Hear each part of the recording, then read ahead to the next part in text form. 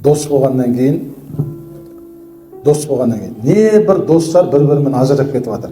Не бір достар 11 жыл, 20 жыл, 30 жыл дос болған адамдар бір кішкентай болмайтын нәрседен ажырап кетіп жатыр. Неге бір-бірінен ажырап кетіп жатыр? Өйткені шайтан азғырып жіберіп жатыр да.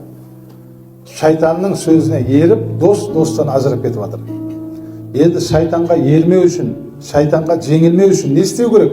Мен өмір бақи осы кісімен дос боламын деп не қылу үшін не істеу керек десе, құрметті жамағат, бірінші орында кешірімді болу керек еді.